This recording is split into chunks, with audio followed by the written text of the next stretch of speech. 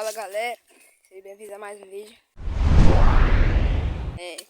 Hoje eu vim fazer um vídeo plantando capim aí nesse corredor, que eu quero plantar um capim aqui. Eu plantei de uma vez, mas só que aí não vingou e não nasceu. Não. Aí como choveu agora, eu vou plantar. Eu já... Tá aqui a bota, a calça, o boné que tá chovendo. Aí escada, pingar aí e eu ficar gripado. Então, eu vou cavar aqui tá o facão pra ficar os capim. E eu quero, tipo, plantar esse corredor inteiro, né? Mas não agora. Vai demorar um pouquinho, mas eu vou plantar. Então, eu já vou. Voltei, galera.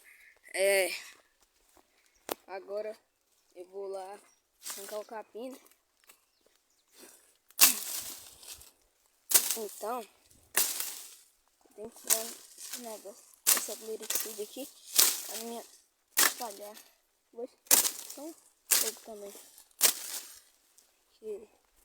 Tipo a região que eu vou arrancar, entendeu? Aí vai atrapalhar o cavar. Certo? Então, bora. Meio cego, né? Não dá pra cortar.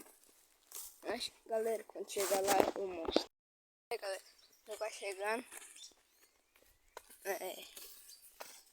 Tá perto.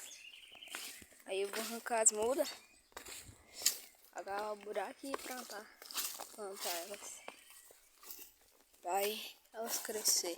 Eu só não sei se vai pegar, mas é bem capaz de pegar porque tá chovendo. Aí, é isso aí. Quando chegar lá eu mostro. Galera, eu cheguei aqui no local, mas não vai dar pra filmar e gravar e cortar ao mesmo tempo, que é ruim, que eu almoçando. Então, eu vou cortar. Aí quando eu terminar de cortar e levar pra lá, eu mostro pra vocês. Galera, cortei já. Tá ali. Eu vou mostrar pra vocês. Aqui. Aqui eu cortei assim, mas aqui ele tá perto da raiz.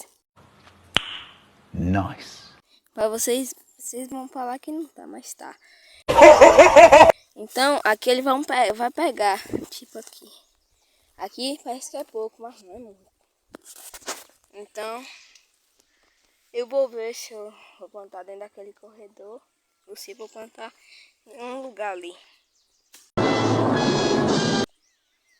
Então, isso. Agora eu vou lá pro corredor. Tem que cavar os buracos. E é isso. Aí, vou mostrar outro vídeo aí pra vocês. Aí eu vou mostrar pra vocês eu cavando buraco lá. Aí, é isso.